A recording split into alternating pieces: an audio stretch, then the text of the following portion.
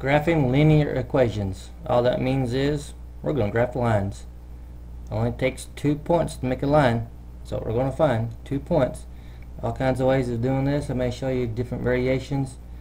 But I'm going to do number 1 the way that I was taught. And that's with a T-chart. Now I'm going to extend it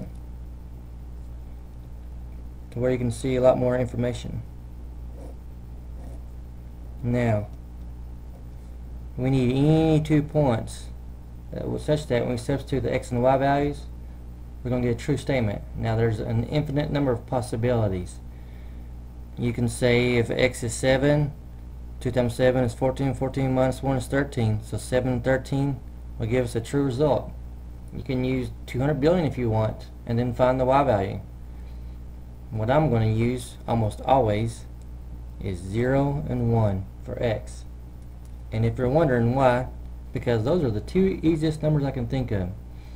Now, if I'm trying to avoid fractions, I may use different numbers.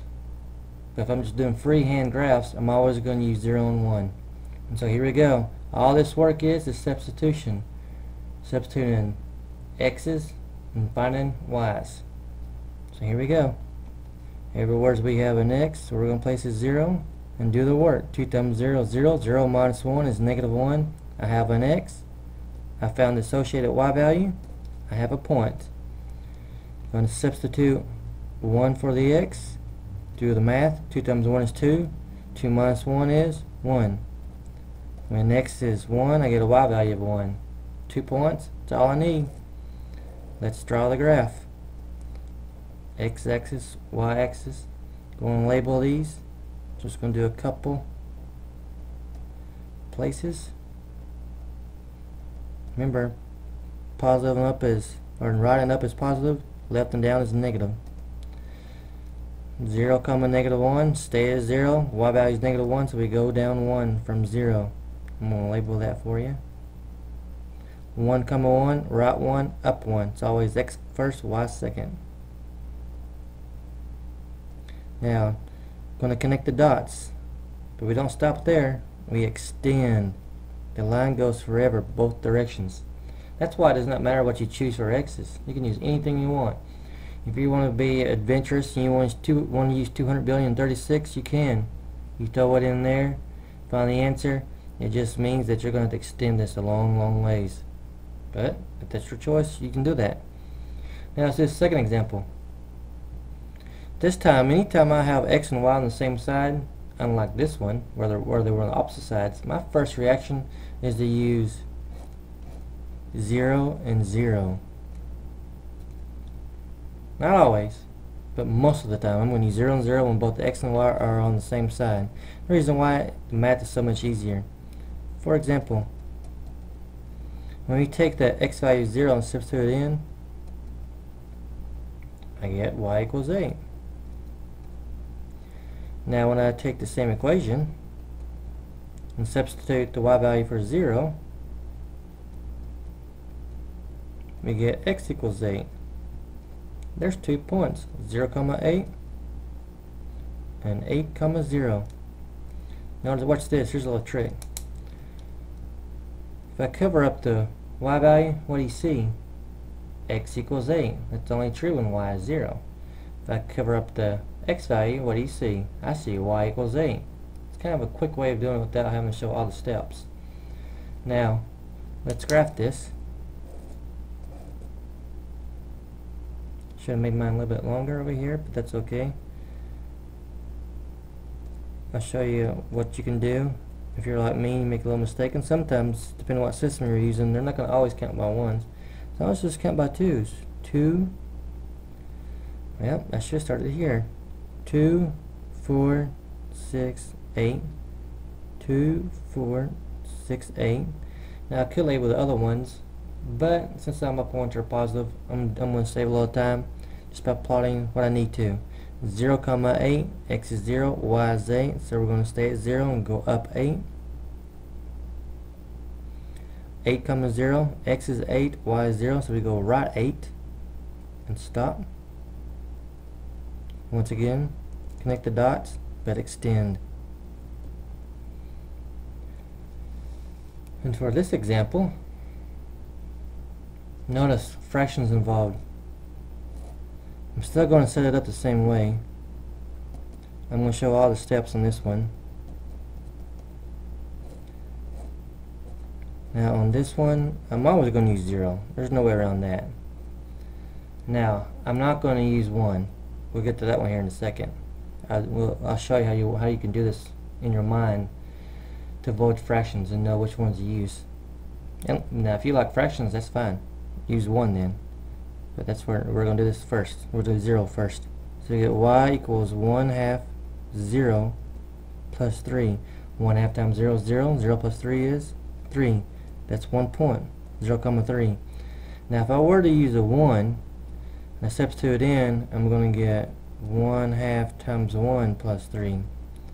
Now, 1/2 times 1 is 1/2, and 1/2 plus 3 is 3.5, or 7/2, or however you want to write it. If you want to use a decimal, that's fine also. But the thing is, some systems will not allow you to plot that point. So, what I'm going to do is, I'm going to use a 2. I knew I could use a 2 from the very beginning. And the reason why? Because my denominator is a 2. 2 is going to divide into any number that we have, any even number. So I can use 2, 4, 6, 8, anything. But I'm going to use the smallest one because it's the easiest. Here's what happens when you do that. Substitute it in. Half of 2 is 1, and 1 plus 3 is 4. 2,4. So when I plot these, I'm only going to plot the non-fraction points. And then I'll show you how you can check it with that third point. So 0,3 is up 3. 2,4 is right 2, up 4. Connect the dots, extend the line. Now, if I want to check 1,3.5, roughly about right there. So that's check out. That's how you can, why you may want to use a third point just in case. But this is what you can do to avoid fractions. Do multiples of the denominator, or use multiples of the denominator. Now, there are some special kinds of lines, horizontal and vertical lines. Notice something. Anytime there was an x and a y in the equations, the lines were diagonal. Keep that in mind. If you have both x and y in the equations, you have diagonals. Now with vertical lines, that's not going to be the case, or with horizontal lines. By the way, vertical lines go up and down, horizontal go left and right. And here's what I was trying to get. I want you to see. If the equation only has an x variable, then the line's only going to intersect the x-axis. If the equation only has a y variable, the line only intersects the y-axis. That's not always the case, but most times it's the case.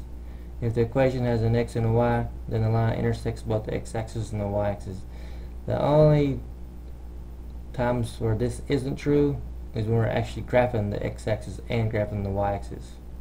So keep that in mind. Or in other words, when we're graphing y equals 0 and x equals 0. So let's graph this. Let's graph y equals 4. Now I'm going to show you with a t-chart how this works. Once again, we're going to use any values we want for x, 0 and 1. But the y value, according to the equation, equals 4, which means it's always equal to 4 no matter what the x value is. So when we plot these points, 0,4 will be right there, 1,4 is right there. Connect the dots, extend the lines, horizontal line, y equals 4. Now notice what it says up here. If the equation only has a y variable, then the line only intersects the y-axis. So if it's y equals, it goes through the y-axis, horizontal line.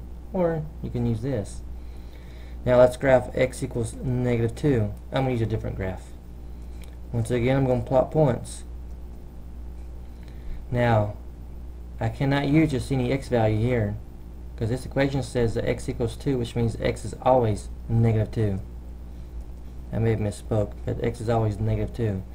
Y values can be anything, as long as the x is -2. Now, let's plot those points.